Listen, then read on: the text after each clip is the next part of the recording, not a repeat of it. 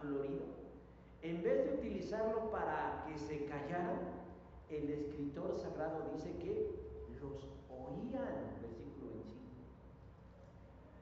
Epacroamaí es la palabra griega que utiliza Lucas para decir que los oían, y significa escuchar con suma atención. No están oyendo como quien oye llover. No están oyendo como a veces nosotros oímos en la iglesia la predicación. Están oyendo con suma atención. Y queriendo o no, Pablo y Silas están dando un gran testimonio de fe. Están dando un gran testimonio de esperanza a un grupo de personas que sí están ahí porque se lo merecen y que tal vez y con mucha seguridad cuando fueron metidos ahí y el tiempo que llevan ahí se la han pasado rumiando por su situación. Pero al mismo tiempo, mis hermanos, esa gente necesita un encuentro con Jesucristo. ¿Qué reacción hay de aquellos que están alrededor de Pablo y de Silas y escuchan cantar? Los oyen con atención y se está sembrando en sus mentes y en sus corazones la semilla de fe y de salvación que ellos necesitan. Preguntémonos nosotros, ¿qué reacción hay de aquellos que nos rodean y nos escuchan cuando entonamos cánticos de alabanza? ¿Qué piensan nuestros vecinos? ¿De indiferencia? ¿De molestia? ¿De buen testimonio? Hermanos, estar al frente de un ministerio tan vistoso como la alabanza conlleva una gran responsabilidad. Porque no solo consiste en escoger y elegir los cantos y los ritmos que vamos a incluir, sino pedir la asistencia del Espíritu Santo de Dios para que Él nos asista en crear un ambiente espiritual propicio para que quien nos oiga sin querer nos escuchen, sensibilizados y busquen acercarse al Señor. Eso es lo que hace una alabanza poderosa, dar un buen testimonio a los que no vinieron a alabar al Señor, sino a los que sin querer queriendo nos están escuchando a nuestro alrededor y pueden decir, realmente están alabando al verdadero Dios y Señor. El segundo elemento que el texto nos enseña acerca de una alabanza poderosa es que no solamente da testimonio, sino que es capaz de sacudir la vida. Dice el verso 26, los cimientos de la cárcel se sacudían. Pablo no comenzó este tiempo de oración y de alabanza pues para que los demás los vieran. La verdad, esa no era su intención, sino era el resultado de un corazón consciente que Dios estaba con él, pese a lo que estaban viviendo. Él no tenía la intención que los demás lo escucharan, pero tampoco, ¿cómo decirlo? No es que no le importaran, pero él realmente era parte de su vida. Pero también creo que él no estaba esperando lo que sucedió. Verso 26. Entonces, sobrevino repentinamente un gran terremoto. No sé si era septiembre. Nadie lo esperaba. Ni Pablo, ni Silas, ni los demás presos, ni los guardias, pero sencillamente sucedió. Ahora, no fue un simple movimiento de tierra, así como decir, caray, ya me mareé, sino dice que fue una sacudida de tal intensidad que los cimientos de la cárcel se sacudían. Y esto redundó en el sacudimiento, en que tanto las puertas como los grilletes donde estaban anclados las cadenas de los presos se abrieran, versículo 26. ¿Por qué se da este sacudimiento? Como respuesta de parte de Dios, quien se agradó del corazón de adoración de esos dos. Hace algunos años, más de 10 años, prediqué este mismo pasaje y me doy cuenta cómo cambian las cosas. Porque en ese entonces dije que uno no alaba a Dios para que Él se manifieste, sino porque Él ya se ha manifestado, alabamos al Señor. Y no hay error en lo que dije. Pero hoy en día considero, hermanos, que además de eso, sí debiéramos esperar una manifestación de parte del Señor cuando alabamos. si bien no venimos por eso, es gratificante y se afirma nuestra fe en Él cuando vemos una manifestación de su presencia en la vida de uno y de quienes nos están acompañando en la alabanza. El terremoto en la cárcel de Filipos no es un simbolismo. Estamos viendo el libro del Apocalipsis y decíamos que es un libro netamente simbólico. Bueno, Hechos no es un libro simbólico, sino narrativo de eventos que sucedieron. Es algo real, pero podemos utilizar el hecho del sismo en la cárcel de Filipos para metafóricamente decir que alabar a Dios de tal manera que su presencia se haga que evidente entre nosotros, evidente entre nosotros. Hay varios momentos en la Escritura cuando la alabanza sacudió no solo la tierra, sino las conciencias de quienes allí estaban. Por ejemplo, cuando Josué al frente del pueblo de Israel durante 6 días daba vueltas alrededor de Jericó mientras tocaban las trompetas. El narrador nos dice que en el 7º día hicieron exactamente lo mismo, con la única diferencia que al dar la 7ª vuelta, las trompetas volvieron a escucharse y el pueblo al unísono no lanzó aullidos de perro y de gato, sino palabras de alabanza diciendo: el Señor nuestro Dios nos ha entregado la ciudad. Josué capítulo 6, versículo 1. ¿Y entonces qué sucedió? Las murallas que protegían, que circunscribían a Jericó, cayeron, versículo 20 del capítulo 6 de Josué. O ese otro momento, cuando el rey Salomón consagró el primer templo al Dios de Israel, dice: y tocaban las trompetas, y cantaban al unísono alabando, y dando gracias al Señor. Hacían sonar trompetas, platillos y otros instrumentos musicales, mientras cantaban y alababan al Señor diciendo: porque Él es bueno, y fiel su amor es para siempre. Y en ese instante, dice el cronista, se llenó el templo de una nube que era el Señor. Segundo libro de las Crónicas, capítulo 5, versículo 13. Fue tal el sacudimiento de conciencias en ese momento que los sacerdotes ya no pudieron seguir celebrando, porque el templo estaba lleno de la presencia del Señor. ¿Con qué expectativa viene usted a la reunión de la iglesia? Si bien es cierto que la exposición de la palabra es el plato fuerte, porque debiera ser el plato fuerte, cuando usted lo invitan a comer, ¿qué hay? Pues hay sopita, ¿verdad? Hay consomé y hay arroz y hay un plato fuerte. Bueno, eso es lo que creemos que debiéramos comer todos.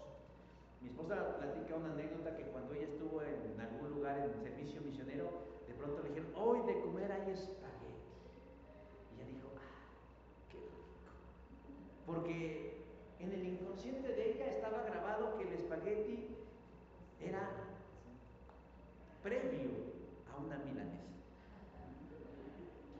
con sus papitas o su ensalada o sus frijolitos refritos, con la guarnición que ella quería. Pero ella en su mente decía: ay, el espagueti siempre es la entrada hacia algo más sabroso. Y cuando terminó su plato de espagueti, le dijeron: ¿quiere más, hermano? Y ella, con toda la ternura y la dulzura que le caracteriza: no, muchas gracias. Pero ella decía por dentro: es que me guardo para la milanesa. Bueno, se fue. No quiere la racha. ¿Qué creen que hubo? Puro espagueti, ¿verdad? ¿Estaba rico el espagueti? Estaba rico el espagueti. Bueno, cuando nosotros venimos a la iglesia, obviamente sabemos que el plato fuerte es la exposición de la palabra, porque el Señor nos habla a través de su palabra. Pero eso no soslaya que lo demás que compone el culto deba ser de menor calidad, o que lo que sucede en el resto del culto deba ser inocuo para nuestra vida espiritual: ofrendar, dar testimonio o elevar alabanzas a nuestro Dios. ¿Con qué expectativa venimos a la iglesia? Esperamos un sacudimiento de nuestro ser. Y yo no sé si me refiero yo a un momento paroxístico donde alguien pierda el conocimiento, pero por lo menos un sacudimiento de su conciencia. Salir de ese momento con una actitud distinta con la que llegué. A lo mejor llegué con la capa caída. A lo mejor llegué molesto o incómodo. A lo mejor llegué preocupado o confuso, incierto de las cosas que están por suceder. Pero Si vengo y sucede un sacudimiento a través del momento de la alabanza y lo rematamos con una exposición de la palabra, habrá valido la pena. Pero si en lugar de eso salimos peor de lo que venimos, qué aburrido, las mismas canciones, se equivocaron, ese del sonido nada más se le va, no, y la predicación no, la combinación del pastor hoy estuvo fatal. Si así sucede, hermanos, entonces no estamos teniendo una alabanza poderosa. Pablo y Silas no sabían el fuerte efecto que tendría su alabanza, pero en ese temblor, al sacudir los cimientos de la cárcel, también sacudió a los presos. Y tanto los sacudió que cuando se abrieron las puertas, en lugar de salir huyendo como las ratas que eran, Pablo dice en el versículo 28, dice, todos estamos aquí. Yo creo que también sacudió el corazón del carcelero, quien más adelante le haría la pregunta fundamental a Pablo, ¿qué debo hacer para ser salvo? Versículo 30. Dios sacude los cimientos de su vida, al punto de tener que preguntarse, ¿cómo puedo estar bien con Dios? Pero la bendición no solo alcanzó al carcelero, sino inclusive a toda su casa, y se regocijó con toda su casa de haber creído en Dios, versículo 34. ¿Cuándo es una alabanza poderosa y efectiva? Cuando sacude la conciencia y hace cambiar la actitud hacia Dios, hacia su palabra y hacia la vida misma. Y en tercer lugar, una alabanza poderosa, es aquella que libera, versículo 26, y las cadenas de todos se soltaron. Una vez que empieza a sentirse el sacudimiento, yo estoy seguro que Pablo y Silas dejaron de cantar, tampoco se lo esperaban, sorprendidos. Es más, yo creo que en ese momento no relacionaban su alabanza con lo que estaba sucediendo. Pero el punto es que semejante sacudidón hizo que vibraran los cimientos del edificio carcelario. Y para sorpresa de todos, ya no solo de Pablo y de Silas, los grilletes que estaban anclados a esos cimientos se soltaron sin causarle un daño a los prisioneros. Además, dice, todas las puertas, todas las rejas de la cárcel también se abrieron de golpe, versículo 26. ¿Cuánta era la población de aquella prisión? No lo sabemos. No sabemos cuántos estaban presos, pero muy seguramente todos estaban ahí prisioneros por algo. Pero en ese instante fueron liberados de sus cadenas y las puertas de sus celdas fueron abiertas. ¿Cuáles eran los delitos de aquellos hombres? ¿Cuáles eran sus crímenes? Tampoco lo sabemos. Pero lo que sí sabemos es que la alabanza de Pablo y efectiva, que tuvo repercusiones en sus vidas, no solo en las de Pablo y de Silas que alababan al Señor, sino en aquellos que en ese momento obtuvieron la libertad. Yo no sé si han notado que los tres efectos de una alabanza efectiva no es solo para aquellos que la ministran o la reciben, sino para aquellos que están alrededor. Hay personas que, contrario a lo que algunos piensan, no les gusta llegar al tiempo de alabanza de su iglesia, no les gusta, no les resulta significativo. Y yo sé, en esto de alabar a Dios en la iglesia hay una corresponsabilidad. Por un lado, quien está al frente y tiene que darse cuenta del gran peso de responsabilidad que tiene de guiar a los demás a un momento íntimo de alabanza. Y por el otro lado, cada uno de nosotros de venir con una preparación de vida, pues para ser liberados a través de un momento de alabanza. El tiempo de la alabanza y adoración, hermanos, es un tiempo que debe estar ungido por Dios, porque no sabemos quién viene prisionero o quién está prisionero a nuestro alrededor. ¿De qué cosas? De un montón de circunstancias, deudas, miedos, dudas, problemas familiares, confusiones, problemas en el matrimonio, etcétera. Y están prisioneros y vienen, y si no encuentran un momento que los libere, simple y llanamente solamente se está haciendo ruido. El pueblo de Judá estaba siendo aterrorizado por los moabitas, quienes se estaban preparando para iniciar una guerra en contra de ellos. Pero Josafat el rey les anima a creer y a estar seguro de que Dios los ayudará. Segundo libro de las Crónicas, capítulo 20, versículo 20. Pero es de llamar la atención la estrategia que utilizó Josafat para luchar en contra de los ejércitos enemigos. Antes de agarrar una espada, un escudo, una lanza, un caballo o un carro, dice, puso a algunos que cantasen y alabasen a Jehová, vestidos de ornamentos sagrados, mientras salía la gente armada, y que dijesen, glorificad a Jehová, porque su misericordia es para siempre. Versículo 21 del segundo libro de las Crónicas, capítulo 20. El frente de batalla del pueblo de Israel no eran los soldados, no eran los militares, era un grupo general, me parece ser que de levitas, quienes iban vestidos acorde a la circunstancia, cantando y alabando el nombre de nuestro Dios. Para nuestra lógica humana eso nos parece absurdo. ¿Cómo es que el primer frente para luchar y alcanzar la libertad sea un grupo de alabanza? Pues para Dios no. Era gente cuya arma, su mejor arma, eran sus voces y su corazón. Pero veamos la estrategia cuando actúa.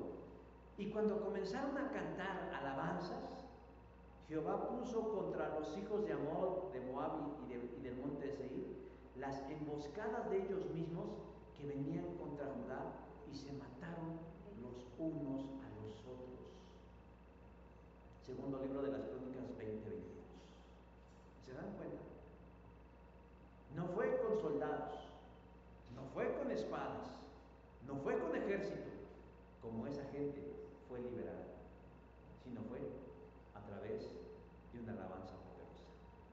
Yo no sé si usted toma conciencia de esto, pero en el mundo material muchas veces nosotros solamente vemos gente cantando, algunas veces palmeando las manos, otras veces levantándolas, algunos tal vez compungidos y algunos más dejándose llevar por el ritmo de la música. Y decimos, bueno, esa es la alabanza. Pero en el mundo espiritual, hermanos, muchas veces no hemos captado lo que sucede en el mundo espiritual, ese que no vemos pero que está allí, que es real. Cientos y tal vez miles de ángeles que se nos unen para formar un coro monumental y exaltar a Jesucristo. Y muy seguramente también mientras estamos cantando comienza una batalla espiritual donde los espíritus inmundos buscan callar nuestras voces, distraer nuestra atención, y los ángeles de Dios les reprenden para que nada interrumpa el momento de adoración al Rey de Reyes. Por eso, reitero, estar en un ministerio como el de la alabanza no es organizar un karaoke, a ver cuáles vamos a cantar, no, sino es tomarse de la mano del Espíritu Santo y construir un momento poderoso, efectivo y significativo. Como dije hace un rato, curiosamente ninguno de los presos huyó, ninguno huyó.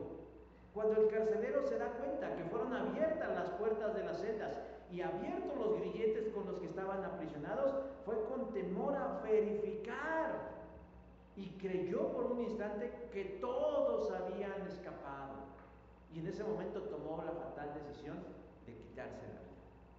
Pero Pablo lo tranquiliza diciendo, no te hagas daño, todos estamos aquí. Ninguno de esos presos tuvo la necesidad de huir de su responsabilidad, porque la libertad más importante, la del alma, esa ya la habían alcanzado. Hermanos, Pablo y Silas cayeron en la cárcel por una injusticia, pero no se dejaron abatir por eso, sino que decidieron ocupar ese tiempo como una oportunidad para orar y alabar a Jesús. no sabiendo que ese tiempo de alabanza y adoración tendría fuertes repercusiones en quienes estaban alrededor de ellos. Escuchando de buena gana las alabanzas, fueron sacudidos hasta los cimientos de su vida y fueron liberados de la cárcel de sus temores. Hermanos, mucha gente está en una cárcel simbolizada en este pasaje. Pero un momento de alabanza puede iluminarles y darles libertad en Jesús. Yo les animo a que cultivemos una vida espiritual consistente, a que no permitamos que los afanes de la vida, que la rutina, que los problemas, que lo duro que es el diario vivir, nos roben el momento de encontrarnos cotidianamente con nuestro Dios. Y tendremos como resultado, uno de muchos, una actitud hacia una alabanza poderosa. Y entonces serviremos para los propósitos que Él nos ha elegido. Ser luz en medio de una oscuridad y no ser un grupo ruidoso que le roba el sueño a sus vecinos. Yo recuerdo que, bueno, tanto él como su mamá me cuentan, y con Mariana, el papá de mi suegro, que él identificaba claramente, porque ellos vivían a un lado de la primera iglesia bautista de la Ciudad de México, y a él le causaba cierto regocijo los domingos, a la hora del culto, identificar que los hermanitos comenzaban a entonar cantos a Dios y decir: qué bonito cantan los hermanos, qué bonito alaban el nombre de Dios, qué bonito testimonio saber que la gente que nos rodea bendice lo que hacemos, se agrada de lo que hacemos y tal vez en el momento preciso decidirán entregar sus vidas al Dios al que nosotros les cantamos. Por eso somos llamados a ofrecerle al Señor una alabanza poderosa. Amén. Vamos a inclinar nuestro rostro y vamos a orar. Señor Dios, en esta hora de la tarde te agradecemos, Señor, por la oportunidad que nos das de bendecir tu nombre. Queremos rogarte, Padre del cielo, que disculpes muchas veces, Señor, nuestras debilidades y nuestros errores. Y te pedimos, oh Dios, en el nombre de Jesús, que nos conduzca siempre a ofrecerte a ti una alabanza poderosa. No solamente, Señor, para nosotros o gratificante para nosotros, sino que tenga que ver, Dios, con el efecto que pueda causar en quienes están a nuestro alrededor. Alguien que tal vez venga a la reunión afligido, cargado, agobiado, quebrantado tal vez, o tal vez, Señor, alguien que viva cercanamente a nosotros e involuntariamente nos escuche y pueda ser, Señor, el instrumento que tú utilices para abrir su mente y su corazón a la verdad, a la salvación, a la vida eterna. Por favor, Señor, te rogamos en esta hora que nos habilites para ser una iglesia local que ofrezca a ti, Señor, una ofrenda de olor grato y que tú, Señor, puedas responder sacudiendo nuestras conciencias y liberando, Dios, a los cautivos. Gracias, Señor, por este momento que nos das y por tu palabra que escuchamos. En el nombre poderoso de Jesús. Amén. Gracias. Dios les bendiga.